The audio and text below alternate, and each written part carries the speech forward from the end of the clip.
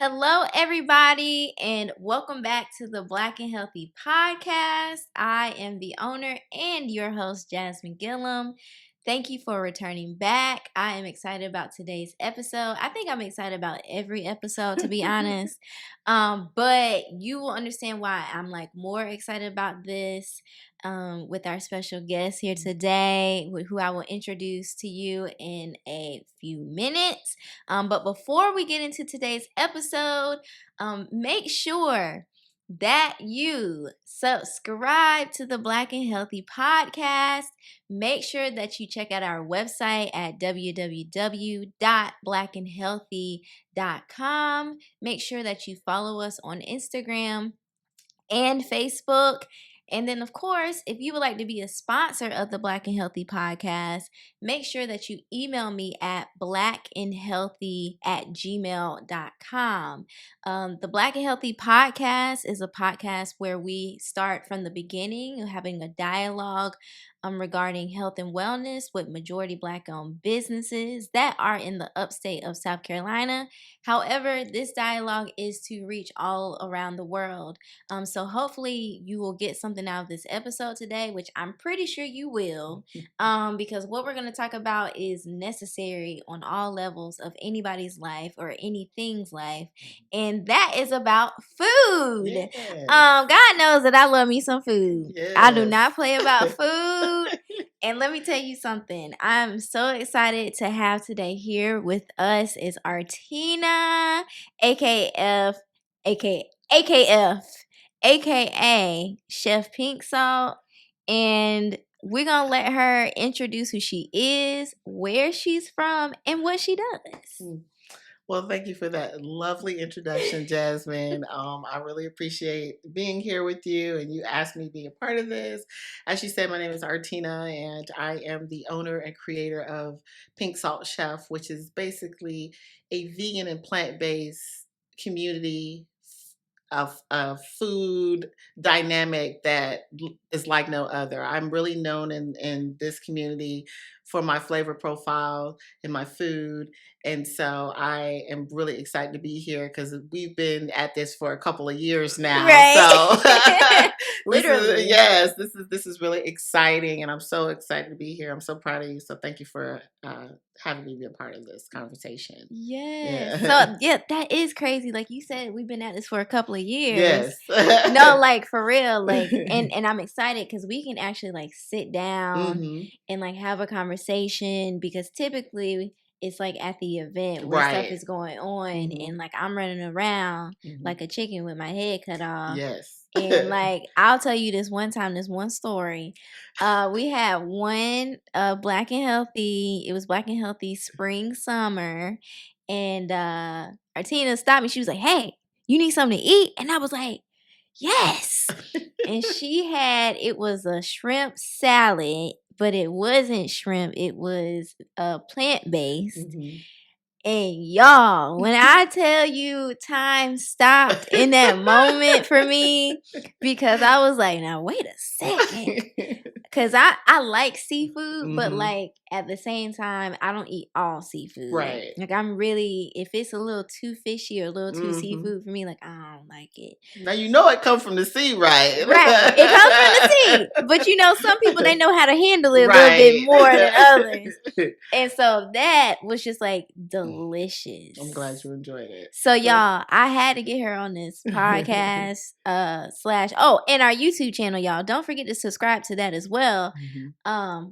But I had to get her on here because what she's doing is absolutely amazing.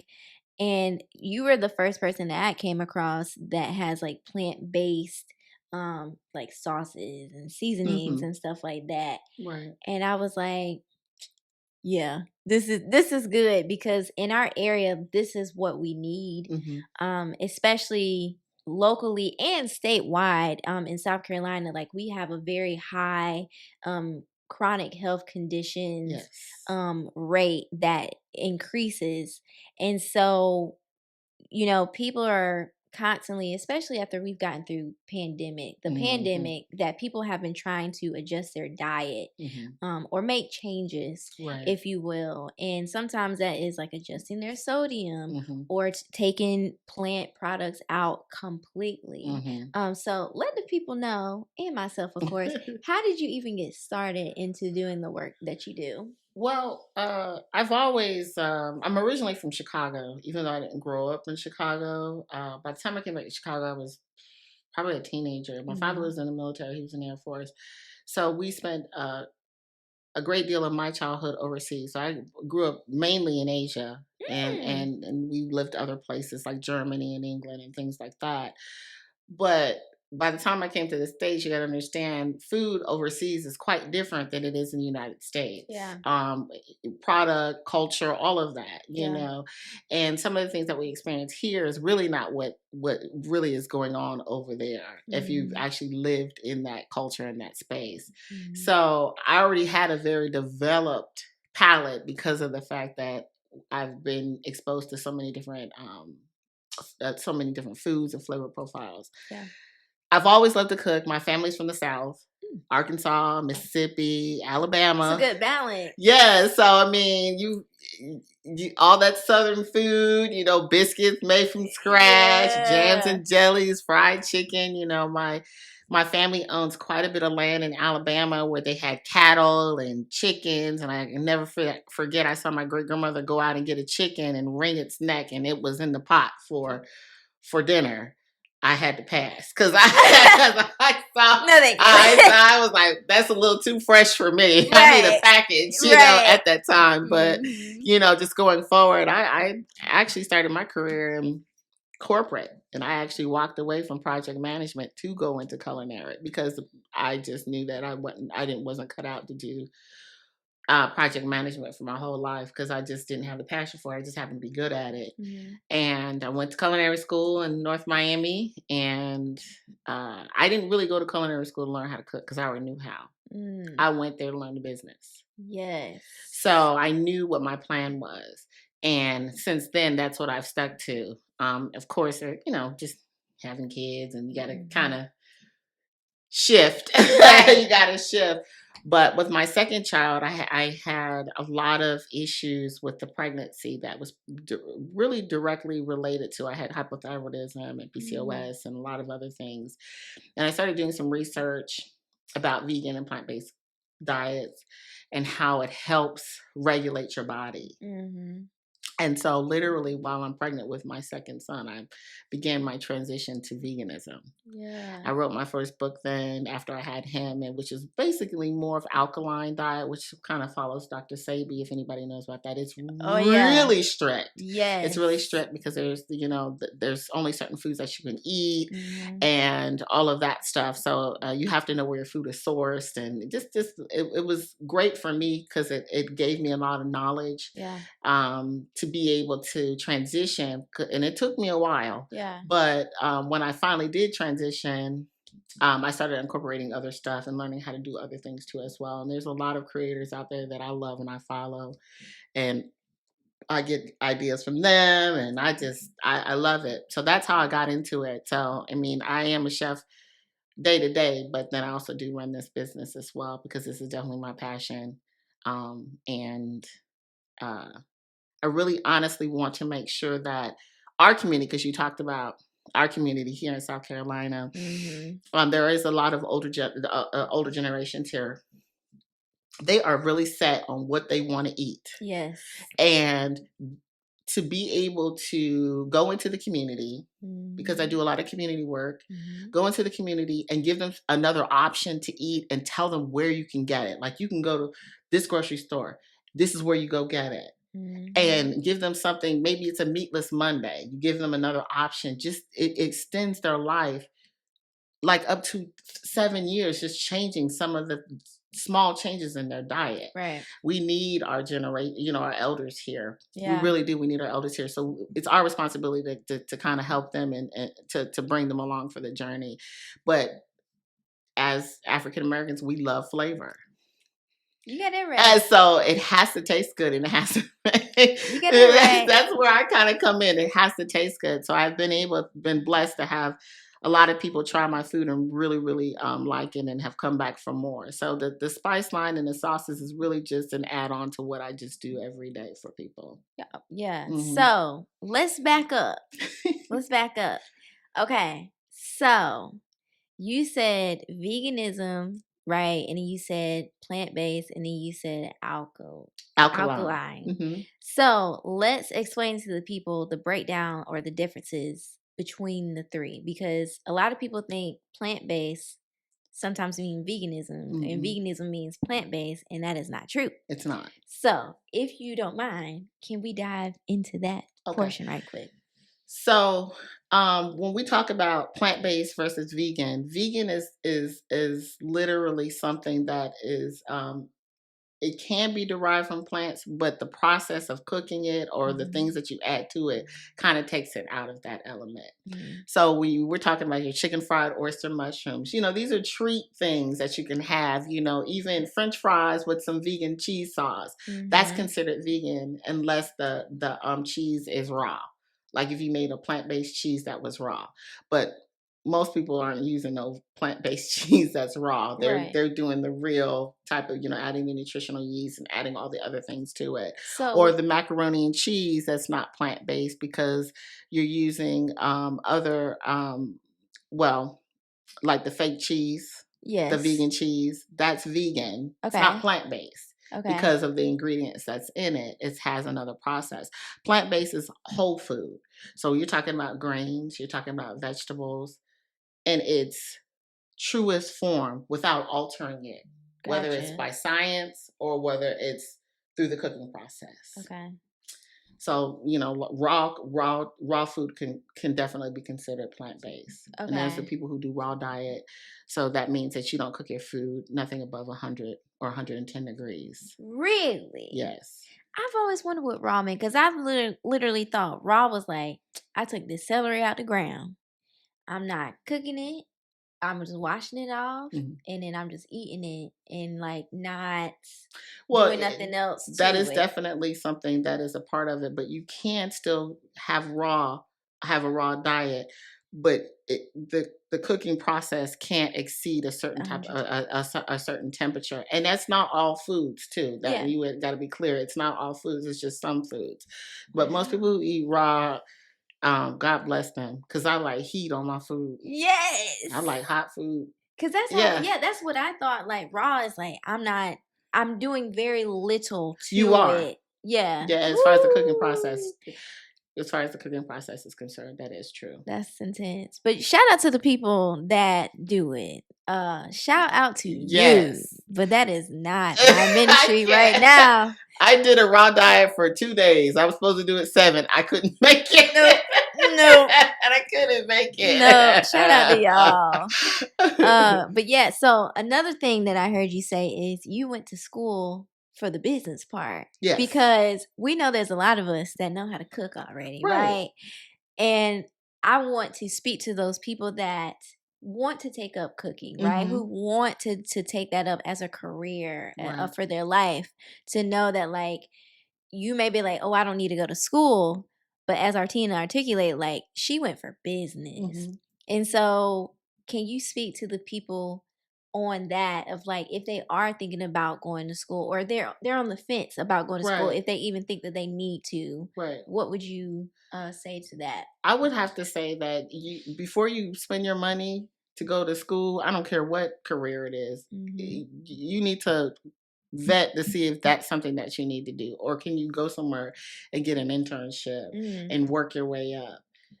So most people don't want to do that. They want to slide right in and have that title. And in this business, that's not how it really works. You do have to put your feet to the ground. Let them know. And do that work. And then you need to be under somebody who will take you under their wing and really kind of train you and teach you the business. I specifically knew I did not need them teaching me how to cook because I already knew that. However, there's terminology that needs to be learned. When you go to culinary school, they teach you a very old very old method of the kitchen that's very much that's the way the kitchen is run today. But learning the terminology of what things are called, how to properly cost a plate, because that is where your money is going to be. If you don't charge enough money for a plate, or you don't charge enough money for your time, you've lost money. So to know that is, you need to have some classes. You need to have somebody teach you how to do those things. If you want to open up a brick and mortar, God bless you. Not in this economy. But if you want to open up a brick and mortar business, you need to have those skills on what you need to do. You got to know about safety and sanitation, about the local regulatory laws, the federal laws, all of those things. They teach you those things in culinary school. So, I knew what I was going for, and I wanted to learn that part. The cooking part, you don't have to show me. But that business part, I wanted to know, so that when I went into business for myself, I would know how to do those things. Now, I'm still learning. I'm still learning, but I'm a lot more self-sufficient. I don't have to pay people to do all of these things, because, by trial and error, I've done them myself, until I get to a place to be like, okay, I don't want to do this no more. Hey, find another Black-owned business. Hey, I want you to do this for me. Can you do this for me? That's how I roll with that. You talking to somebody. I know you are, because there's so many. I think there are certain things that I feel like with our people that we naturally have certain gifts in. Like, I just believe that. I believe one of them is cooking. I think another one is like singing and dancing. It's just like there's something creative in there. Yes. It's just there. And I think like that message that you're giving to somebody, I really think that this is going to speak to somebody to take that step, which this is what Black and Healthy is also about. It's about letting you know, one, there's a possibility for you to take that next step into the life that you truly want for yourself. Absolutely. And it's also important that you have a community as well that supports you and encourages you to take that next step. You may not do all the steps in one setting, but if you're at least willing to take the first step, absolutely, like that is what's important. I think along anybody's journey. So thank you for sharing that. And then the last part that we didn't get into was alkaline. Well, alkalinism. What's the term? It's alkaline. Yes. Yeah, okay. It's alkaline. So it's really a creation of Dr. Sebi. If you follow him, he's no longer here. Yes. But there's a lot of celebrities who go to his village still. It's in Honduras, I believe, and it's heavily based on food that is not hybrid.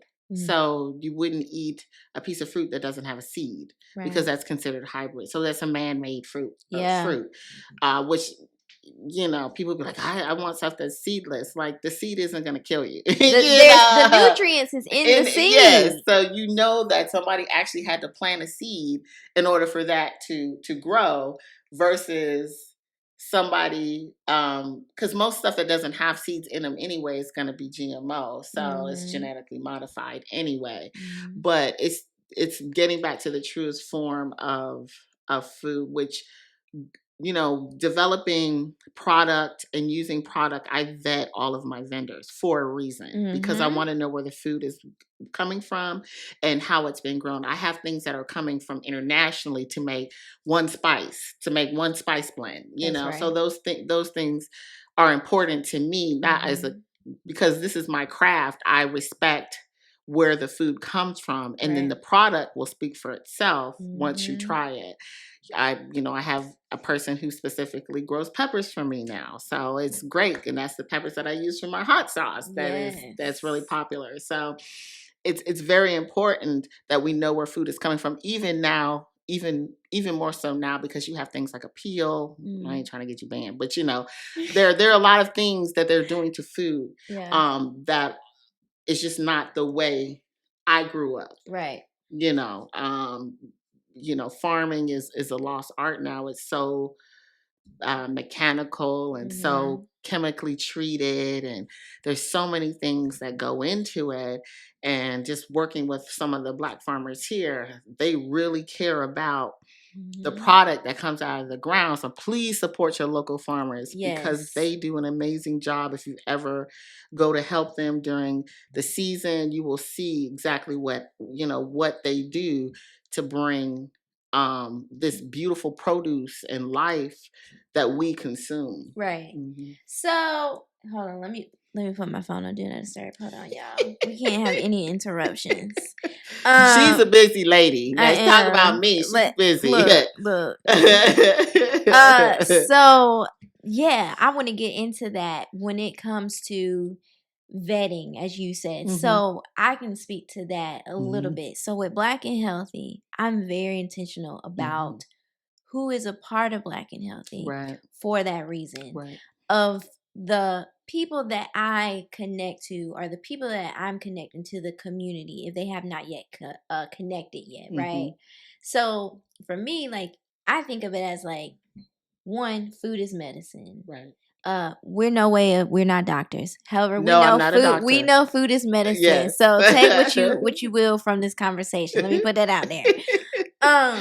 But that it's, to me, from just where I am as a person, like it's important to me of who I connect with who. Not just like trying to connect somebody for $1. Right. You know what I mean? It's like, this person is actually serious about what they do. They actually care about what they're putting out into the environment, because that can change somebody's life. Absolutely. And so again, going back to now, or going to our farmers, it's very important to support our farmers. Absolutely. Especially our Black farmers. Absolutely. My grandfather was a farmer. Well, I mean, when my mama say everybody was a farmer back then, because everybody used to grow their food. Yes. And I now am too, like, starting to go into that myself a little bit. Because get your little garden together. Yes. I started a community garden. And so where I live in the county of Spartanburg. And so we live on family land. And that's where my grandfather, he used to grow and so forth. And then my mom took it up. And so she has taught me certain things. So with the community garden, which is in the city, I said, well, there are certain people in the city that either don't have like land where they can do their own gardening. And then you also have people that just don't like vegetables. And they're like, I don't want to spend money on trying this vegetable. And so the idea behind the community garden was so people could just go to my garden and then just pick something that they don't have to invest in yet, but at least try it. At least try. In the case that you like it, and then you will want to start going to the store to purchase it. But I will say the connector in between that is people like you, because you actually cook the food, and you educate people on the different ways to cook it and how you can utilize that food and so forth. So that's also a part what I love about like meeting you. And I'm glad that we were able to meet, because that's needed. You can't give somebody like, here, take these vegetables. Right. And it's like, I don't even know what this is. And half the time, especially here, because there's so many different things, and this has come up, and this is why I do a lot of community work too. I will get a box, and they'll be like, okay, well, there's this and this and this and that, and I'll be like, they don't know, they have no idea what this is. So I will pick the oddest, randomest thing in the box, and I will make something that they know. Yeah. Because I want to make the connection. This is probably something South Carolina would like. Then I add the flavor profile to it. Yes. But they've never seen this vegetable before. Right. And then they're like, oh man, this is good. What is this? And then I show them, well, I walk past that all the time at the grocery store because they have no idea what it is or what to do with it. It's very important that you make that connection. It's very important. And then you giving it to them, hey, go try this, because a lot of people they don't want to, times is hard too anyway. But if I don't like it, I'm gonna be mad because I didn't spend my money, right? So then that gives them an opportunity to try something different and not feel like they've lost anything. Yeah, and as you're saying, like, you go to a grocery store you see all kinds of stuff Mm-hmm. that you've never, like, you're used to seeing it, but you don't know what it's for. Right. And that's also the intention with this conversation, is because, like, I'm like, for Black people and a lot of other people, there are just certain things we did not learn, Mm-hmm. that we did not have access to, Absolutely. that we now have access to. Like, there are conversations that I'll have with my parents, and we'll talk about blueberries, for example. Mm-hmm. I eat blueberries at least 5 times a week in my Greek yogurt. Mm-hmm. And I remember being like, I don't recall eating blueberries as a child. Like, when did this start up? And it was just kind of like, when you think about it, it's just kind of like, well, I mean, I asked my parents, it's like, we didn't have the money to afford it at the time. And I don't think blueberries were just around as much then. And so it's just amazing, of even at my age, that of realizing, like, these are certain things I didn't have growing up as a kid. Like, I had the basics, like strawberries, cantaloupe. I don't like watermelon. I'm putting myself out there. Judge me if you want to. I don't care. I don't like watermelon. A lot of Black people don't like watermelon. Praise God. Thank you. I'd be like, oh, okay. Shout out to y'all. I don't like it. I think my mom, she ate it a lot when she was pregnant with me, and I was like, don't give me no more. That's what happened with my oldest. I ate watermelon all the time, and eggs. Yeah. My oldest, and he hates eggs and he hates watermelon. There you go. Because people are like, what is it? What don't you like? And I was like, I don't like the smell. I don't like the texture. It don't taste like nothing. Watermelon. And I was like, it definitely does have a taste. Because they're like, it's just water. No, it's not just water. Actually, it has a taste. And I don't like it. Yeah. And then they'll be like, well, you must have had a bad one. No, I don't. The texture is just no. So judge me if you want. I don't care. But it's just those things. I grew up on just eating tomatoes alone. Like, we would put like salt on pepper. It. Yep. And I was good. Cucumbers. I can easily eat those things. Those things usually were always in the garden. Because I remember, when I came back to the States, my grandmother would always have tomatoes. She would always have cucumbers, or she would get them from one of her friends that were growing, and then she would give them whatever, she was growing, and they would kind of do the barter kind of situation, which we should still be doing to this day, which with the community. God, I love that. I didn't know you were doing that. That was awesome. Thank you. You have to get me involved in that. Okay. Yeah. But that's awesome. Doing kind of the barter system. That's how we stayed alive. And very much so, I think going forward, we need to get back to that. Yeah. We need to get back to that. I grew up eating rambutan and all kind of other stuff that people probably... Rambutan? What is that? So it's similar to a mangosteen, but most people don't even know what mangosteen is. That's what I'm saying. Now, what is a mangosteen? So, it looks like a really spiky fruit, and it's like this big. But you peel the shell off, and then there's this white fleshy fruit in the middle, and it's got a really kind of perfumey smell, but the texture is similar to, oh my gosh, it's got as a texture similar to an orange, but really not an orange, and it's white in the inside. I love it, and they're not in season right now, but when they're in season and they're plentiful, I normally get like bags of them, because I just sit and just pop them, because this kind of stuff that I grew up on. So when you say you don't eat watermelon and you didn't have blueberries, I had a whole different fruit situation, when growing up. But you're like, you poor thing. You didn't have blueberries back then? What's going on? So I don't think I saw a blueberry until I got back to the States. So, so we're probably on the same page like that. Yeah. Well, yeah, that's good enough. So the only place... So I've been to Hong Kong, because you mentioned you grew up in Asia, and I remember being in Hong Kong, and I had dragon fruit, and I had seen dragon fruit on social media. Dragon fruit is great, but that's the thing. When I had it, it tastes like tasteless kiwi.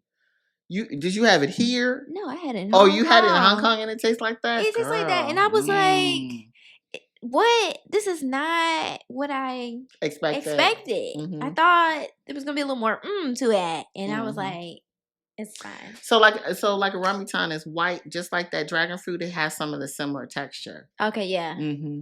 Some of the similar texture. Interesting. I wonder if I've seen it. You said it's spicy? You probably seen it, just didn't know what it was. Okay. Because they sell it in the grocery store. I've seen it in the grocery store. In Ingles, of all places. I've seen it there. It's like that big. It's brown. It's like brown and red. And then it's got all these like little hairs on it. I know exactly what you're talking about now. Yeah. Love those. Wow. Love those. I don't recall if I've had them. If I have, I don't remember. I don't remember. Now, if you had them, you'll remember them. Okay, yeah, no. It's not either you like them or you don't. There's nothing in the middle. Okay, good to know. So no, I ain't had them. So let's get back to, you said that you have a farmer here that grows your peppers, or you have a farmer that grows your peppers. I do. For your sauce, which we have right here, and I'm Mm-hmm. excited. Do you want to share what you got displayed for us today? I just have a few of my items here. Most of all my things you can find on my website, pinksaltchef.com. Yes. And so this is, please, all of my products are vegan or plant-based and all that good stuff. Mm-hmm. So this is a honey, garlic, lemon, pepper, vegan parm hot sauce. Mm. So we know how we love our hot sauce, right? Sounds delicious. So this literally has 2 peppers. Meaning 2 types of peppers. It has a red Fresno chili and shishito peppers. Mm. That's it. So the way that I make it is just, that's a trade secret. But can't tell yeah, so the ingredients are very simple. It's the peppers, garlic, onion, and ginger. And that's it. Mm. So then everything else is just the seasoning. The honey is really, because, honey, and there's always a debate about honey with vegans. Some vegans eat honey and some don't. Right. Whatever. For all intents and purposes, this does not have true honey in it. It has agave in it. Mm. And then the vegan parm is actually nutritional yeast. So we use nutritional yeast to get that cheesy flavor, and that, when you do macaroni, do vegan macaroni and cheese, I use that when I make my sauce, my cheese sauce, because it gives it that punch you need. Mm. So, this is one of the hottest items. My vegan kimchi mayo I can never keep this in stock, literally.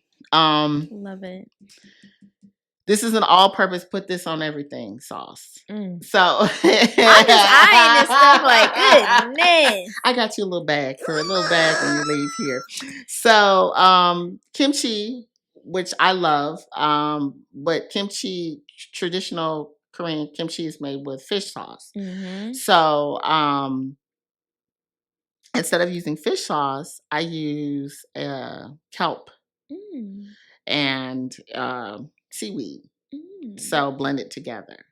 And so that you can still get that fishy taste, because I actually make the kimchi paste from scratch, because so that it's not, it has the integrity of being vegan. Right. Because that's where you can kind of go awry with some of the things. And then, I have this mayonnaise. Sometimes I make it from chickpeas, and sometimes I use soy, but I make my own mayonnaise too as well, my own vegan mayonnaise. And then it's got all the other little great stuff in there too. Yeah. So that's a hot item. And then I have spices, shakalaka, Spanglish. What's shakalaka? Shakalaka, you're not gonna go past that. Shakalaka is new to the bunch. Shakalaka. So shakalaka is new to the bunch. It is an African spice blend. Ooh! So is that curry in there? Yes. Mm. So this has a lot of stuff in it. Mm. This is for people who are not shy. Okay, so I'm not shy. I've used this on making my vegan collard greens by the request of one of my supporters. She told me she put it in collard greens, and I was like, dang, I didn't ever think about that. Yeah. And so I made a little batch of collard greens and put that in there, girl.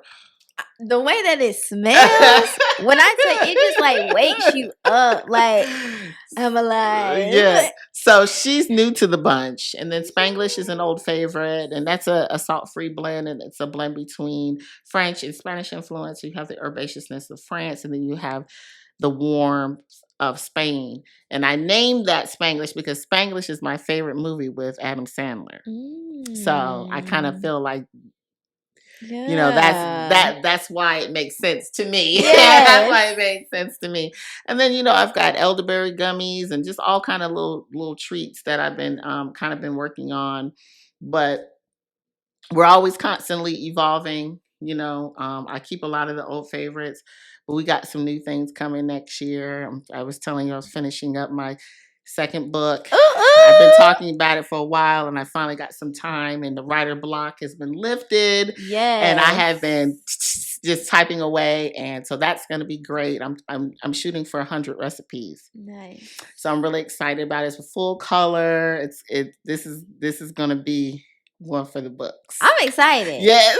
Because she just gave us a little glimpse. And I'm just gonna say this because you really just went by that like, this shakalaka. This is my son. Like, y'all, like just hearing you, like thinking about the thought process of making this stuff. Mm-hmm. Like, it's not your little basic stuff. Like, no. You know what I mean? No. Like, this sounds like this was well thought out. Well, a lot of times, and I love that. A lot of times, with how the whole spice thing came about and the sauce thing came about, just doing catering for my clients. Mm-hmm. After they'd be like, oh, that sauce or that whatever was so good, or can you make that again? And I have to think about it, or can I make it at home? Can you show me how to make it? Yeah. And I had to think about it. I said, well, it goes all the way back to the seasoning. Yeah. Or the sauce. Or a marinade that I use. Mm-hmm. So I just started kind of jotting things down and started just getting in the kitchen and just, testing some stuff out, sending them to my friends. And then it kind of got a little bigger. And I said, oh, I guess I got to rent out a kitchen because I'm going to need to kind of mass produce some stuff. Okay. So, right. So it just kind of, it just kind of evolved from there. Yeah. And notice that she said catering. So catering, meal prep. Y'all heard that. Yeah. But we'll get into that later. So next is, you mentioned that during your pregnancy term that you had complications and things like that. So for the mothers out there, if they too are having complications, what's the first thing that you would suggest for them to start with, if this is something that they might want to start doing as far as like adjusting their diet or their eating habits, their routine of what they eat and so forth? First, you need to talk to your doctor. All right. Because I am not a doctor. Correct. You need to talk to your doctor and make sure that anything that you're doing, you have a plan. Yeah. Because my first son, I had preeclampsia, which is really elevated high blood pressure for people who don't know what that is. Largely due to what I was eating, because I was eating a lot of pho bowls. So at that time, that's what I crave. I love a good pho. Yeah, but it's very high in sodium. So now here we are going through all this. Knowing what's going on with your body and your doctor knowing, hey, yeah, you've got this going on. Cut back if you can, because some of them cravings they ain't no punk. I understand. Yeah. But eating more plant-based, whole foods, more fruit in your diet, drinking plenty of water, drinking plenty of coconut water. You need the baby needs the electrolytes. Yeah. That is naturally in coconut water. Taking supplements to help for your baby's development, especially for the brain, the D, the K, the B12, because African Americans are just naturally low in vitamin D. I hear that all the time. A lot of that stuff we can get through food, like kale and things in its purest form, rather than taking a pill. If you can stand kale, because I love kale, a good kale salad. Yes, ma'am. Yes. With pumpkin seeds and dried cherries and carrots and English cucumbers and those type of things, just small changes will really make a difference. You'll feel better. You'll rest better, because the rest is important too as well. Very. But just really trying to pull back with all the junk food like pickles and the fried food and all those lovely things. You said the trigger word, because I know pickles is a big thing. I've never had kids, but I've heard pickles is a thing. I don't know what women. It is with I think it's the salt, the salt thing. I didn't do a whole lot of pickles because I was sopping down them pho bowls every Right. day. Right. Like they knew as soon as my number popped up, oh, Miss Lindsey, just come get your orders. We'll Not be just come ready get your in order. 15 minutes. I'm like, Wow. I am calling these people too much. Wow. Every day. We got your order. You would think you was a gangster of the neighborhood. Right. Oh, yes, ma'am. We got it ready for you right now. They would see my number come up on caller ID. Oh, your order will be ready, Miss Lindsey, 15 minutes. They already knew what I wanted. Yikes. You know, I was like, that's ridiculous. But you know, it is what it is. Right. But you definitely want to low sodium, low fat, low cholesterol. It will definitely help you, and exercise too, even if it's walking. You know, because you're tired. You're creating a whole human. Like, did you create a leg today? I did. You know, so it's like you're tired. Did you create a leg today? Yeah, so if that's you didn't real. create a leg today, don't talk to me. That is so real. So okay. Let me ask you this, because you said coconut water. Yes. I'm not a big coconut water person. I know. I'm not expecting you guys. However, if there's a mom or just a person out here that does not like coconut water, what alternative do you suggest? I really suggest getting one of those you know, like jugs that has the filter thing in it, and you put in your favorite fruit. If you like strawberries and berries, cucumbers, lemons, limes, mint, all of that stuff, ginger, all of that stuff. Ginger really helped me fight indigestion, and I had extreme nauseousness with my second one. Like I was always, anything I smelled, I'd be like, oh, I'm just like, oh my God. So, whew, memories. I'm not having no more kids. Let's be clear. I'm done. I'm done. I don't even know if I'm having kids. Okay. I'm done. I am so done. But ginger is great for that too, as well. So I mean, teas also. Some good caffeine-free teas is great for Love a good herbal you too. tea. Great. It'll help soothe and relax you so that you can rest at night, because that baby is doing its thing and you trying to sleep. That's something too that will help as well. So, okay, for a person, not an expecting mother, or anything like that, just someone who is considering starting veganism, where would you suggest them to begin? Do some research. They need to do some research. She said y'all need to do some research. We don't like to research. We don't like to research. You just want to jump in. That's why I was very methodical about saying that I went to culinary school not to learn how to cook, but to learn the business, because that was the critical part. And working in the business also helped with that too as well, but I already had that foundation laid. So I think it's important that you know, I help people transition to veganism. I have friends who have who also are vegans, who have businesses as well. They do it as well, because you know, everybody is not the same, and you may like somebody else versus the other. That doesn't take away from what that other person is doing. It's just that it's just a preference at the end of the day. But you need to do some research. This is what I always say when I talk to my clients about transitioning. What is your biggest struggle? What is the one food that you just absolutely love and have to have? Mine was cheese and eggs. So when I transitioned, that was the last thing. And when I tell you it took me through. Because I love cheese. Omelet. Well, a good old omelet with some aged cheddar, with vegetables. It wasn't really the meat. It was just the fact that I like dairy. Yes. Ice cream. Yes. All that creamy stuff. Me. So, which, you know, leads to indigestion and all of that stuff. And, and you know, Dr. Milton will tell you, which I love Dr. Milton, will tell you that milk is for baby cows. That's right. Not for I've humans. seen that. I have seen that. Know, that is this thing right there.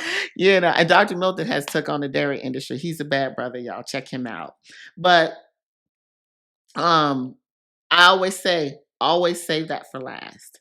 Because if you start with something that you don't struggle with, so I always say 7 days, because 7 days starts a habit. You can either eliminate a habit or start a habit within 7 days. Okay.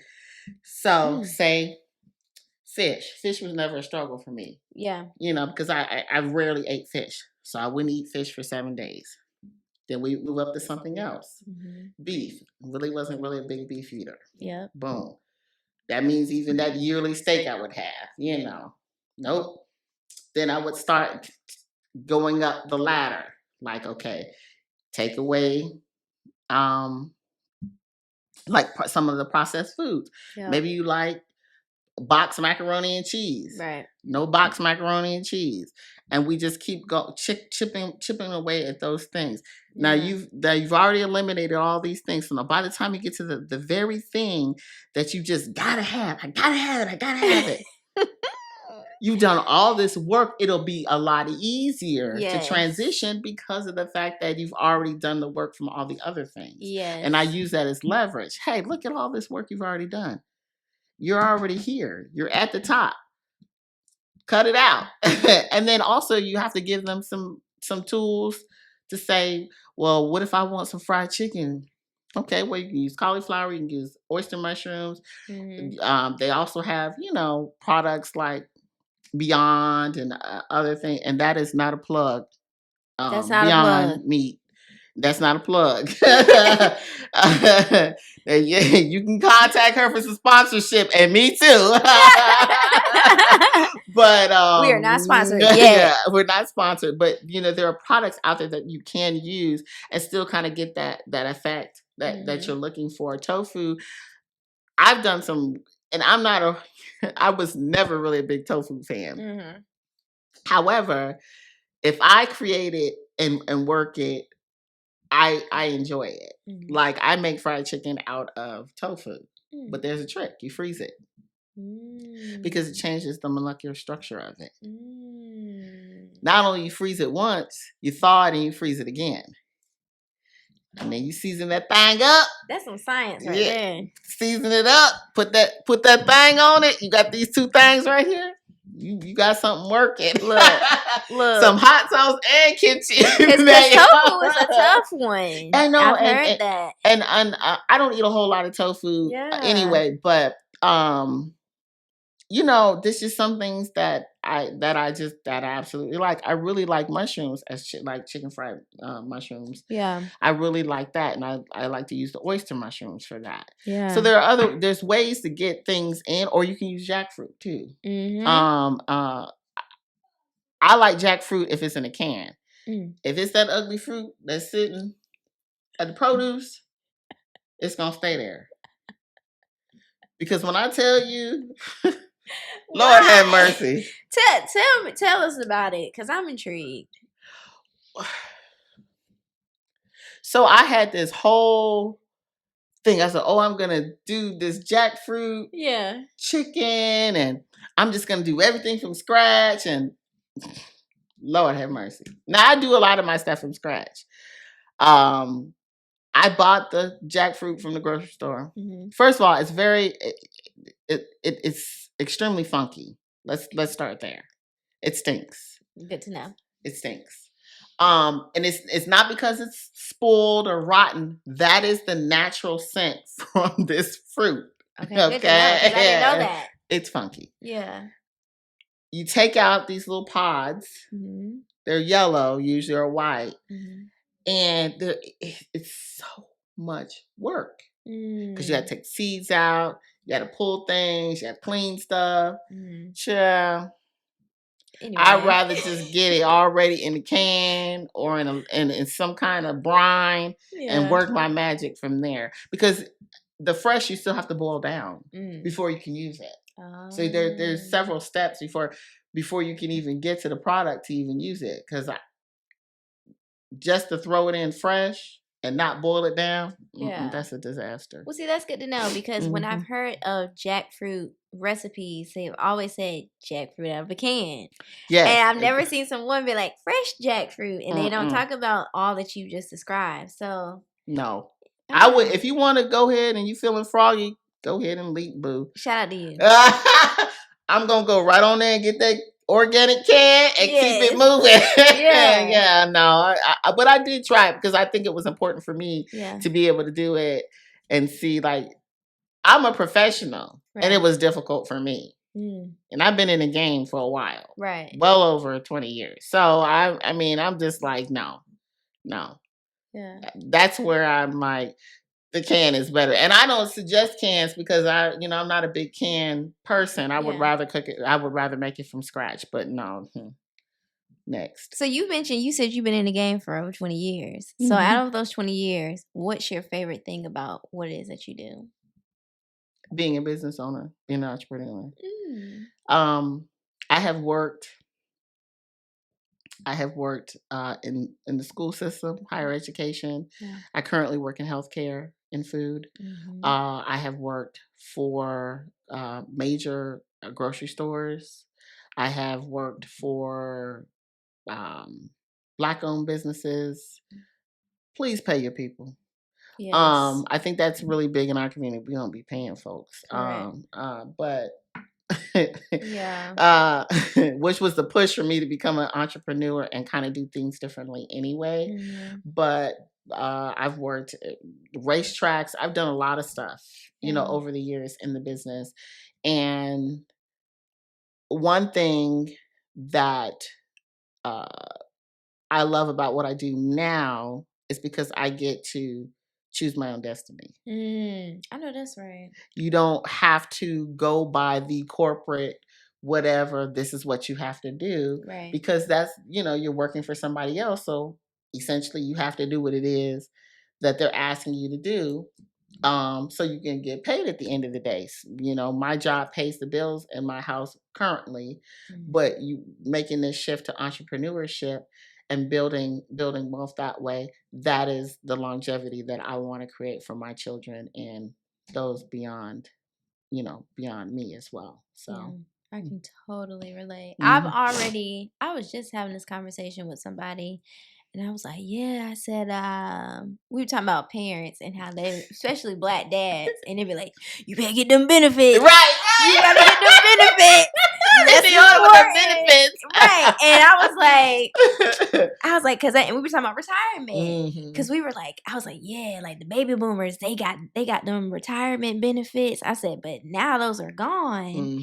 And I was like, yeah, I said, I already told my mom, I said, look, this 9 to 5 for 20 plus years. I was like, that's not for me. Most people don't work jobs 20 years like our parents did, our grandparents did. They'd be like, we was there 40 years. I was like, absolutely not.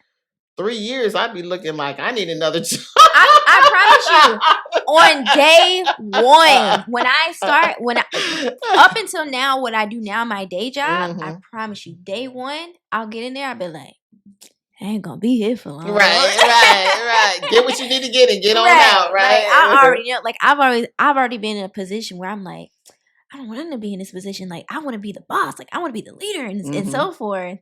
So I already know, like, two, like I want the freedom to create what I want to create. Right. I saw a car this morning on my way to work, as a matter of fact, and I was like, "That's an interesting car." And it was, I think the Starry Night.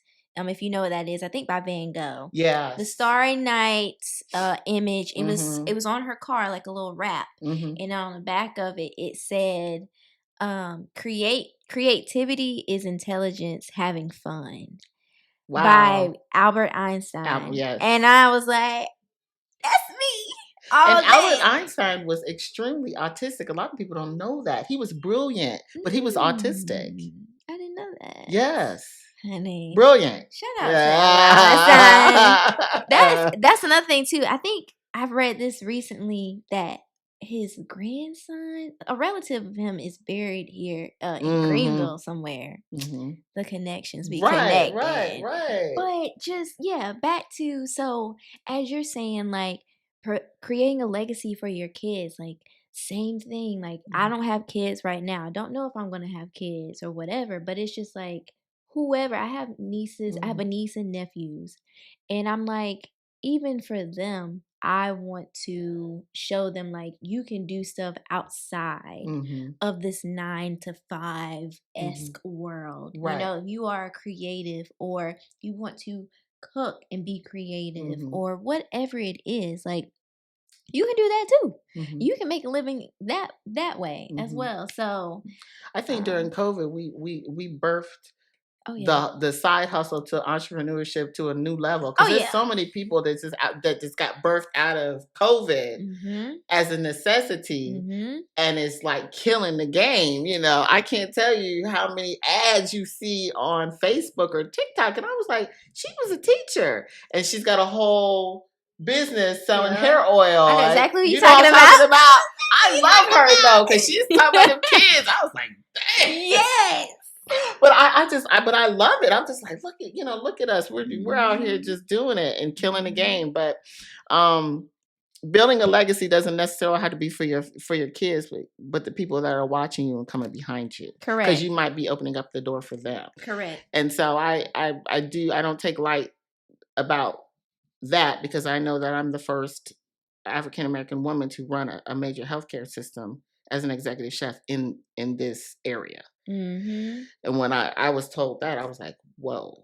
Yeah. So that's amazing. That's like, technically I'm a history maker. Not technically I am. Shake it up. But I do understand, like, people who work in 9-to-5s, and being an entrepreneur is not for the shy. Because it's a lot of work. There's a lot of days, you be up sending me emails, and I'm doing emails, or I'm up at the kitchen, mixing up product because I've got a big event and I've got to make more product. I don't have enough product.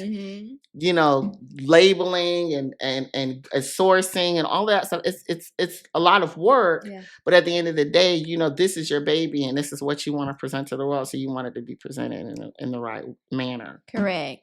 Oh man, I'm so glad you mentioned that, because it's not easy. No, you got to be a little delusional to be an entrepreneur. You got to be a little off. You do.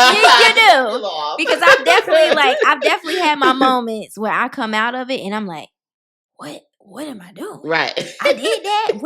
What was in me to do this? And I'm talking about Blk Healthy. Like, when I had the event, and I'm like, I really was like, let's come together. I'm going to reach out to these people I've never met in my entire life. Some of them.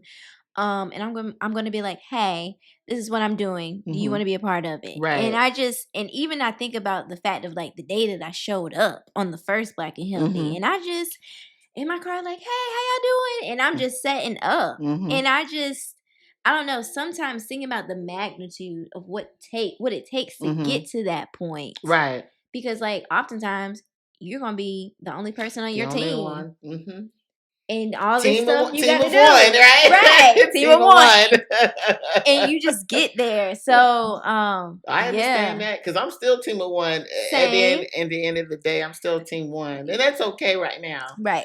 But as you grow, so will your team. That's and right. Just having the right people in the right places, the people that you can trust, and who understand the vision, who want to be a part of the vision, is very important too as well. And I'm gonna speak it now. It's gonna be on recording that one day I'm gonna have my events, my larger events, like my high dining events. And you're going to be there, and we're going to have your products there, your food there. And I'll be like, I told you. You see, that's a setup. That don't go with that, y'all. She tried to set me up. We're going there. I took it there. I have a way of manifesting with people, and it's already set. Me and my Father in heaven, we've already discussed this, because he knows my lifestyle. I'm just trying to get to it. Right. So I've already put it out there. So I'm just putting you on notice. I'll be there. Yeah. Right. So but yeah, so last thing, if you will, let the people know where they can connect with you, and if they want to purchase from you your products, if they want to get on your meal prepping group, if they want catering, any of that good stuff. So I am on social media, not by choice, because anybody who knows me, I'm really private, but I do know that there's a point for social media. So I am on social media. So you can reach me on Facebook. It is Pink Salt Chef on Facebook. Instagram is Chef Pink Salt. And then TikTok is Pink Salt Chef. Now, let me forewarn you about TikTok. I'm just learning TikTok, because I don't want to say my age, but that's okay. It's no, I'm proud to be my age. It's just I just think TikTok is for the younger folks, really, because it's. I don't know. Ugh. I was just watching these grown men Oh Lord, playing in probably not a Virginia. podcast No, they were talking doing about go-go. women. They was playing go-go music. And Go-go let me tell you music. something. That man, he Go-go. was jamming. I said, that's how you stay young right there. And they was jamming out. And they're on Wow. there I think every Friday is what they were saying. Okay. Getting it. I mean, jigging. Okay. Go. Go ahead. Pinksaltchef.com is the website. And all of my product is on the website. It can be ordered. I ship internationally now, and also, of course, in the U.S. of A. And this time of year, I do gift boxes. So in the gift boxes, all the spices that are curated in this box you'll never get again because I don't sell them after the holiday. So these are custom blended for the holiday, and you can either use you don't know what you're gonna get. You either gonna get a savory, you can ask for savory, or you get your wild and hot box if you like it spicy. I love They it. like it spicy. And then I also do vegan holiday meals at this time. So people who don't want to cook or they have a relative who is vegan, you get a whole meal in a box, and all you got to do is heat and serve. Nice. So make it real easy for you.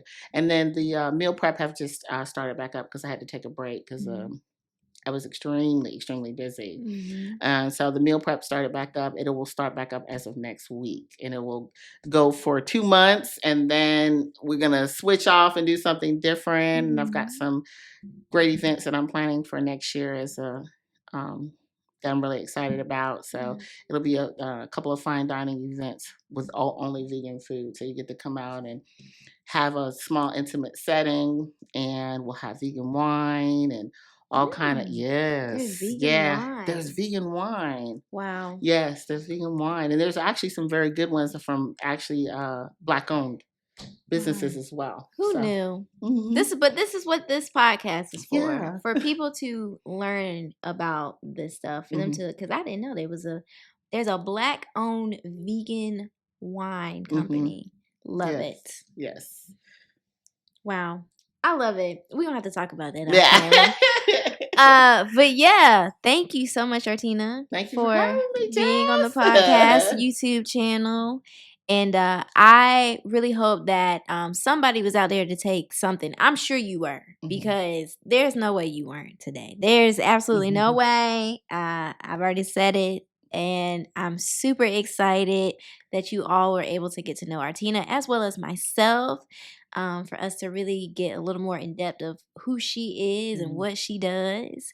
And make sure that you support Artina with her business, Pink Salt Chef. Please make sure that you support her. Go to her website. She don't really be posting that much on the social sometimes. Sometimes she be there and then she be gone. So y'all bear with her.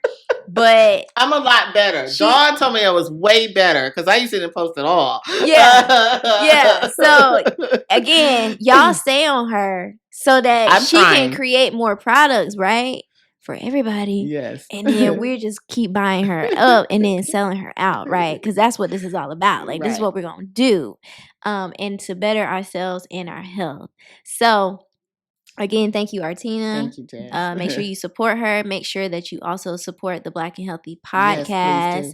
Yes, make sure that you subscribe, not only to the podcast, but also to the YouTube channel, as well as connect with us on Facebook and on Instagram. And I will have everything listed on how you can do so. And go to our website to really, get a feel for what Blk Healthy is all about, what we do, and also where we are going at www.blackandhealthy.com. And if you would like to sponsor this podcast, because I know y'all are out there and you believe in this movement, because it's going to go far, make sure that you email me at blackandhealthy@gmail.com. And I look forward to hearing from you all, whether it's, that you started changing up your diet, if you've been connecting with these businesses and supporting them regularly. And also, hopefully, again, this podcast and this show uh, makes one difference in your life where you taking a step. So as I say again, because we talk a lot, and you might get excited where you like, I'm overwhelmed, I gotta take a break.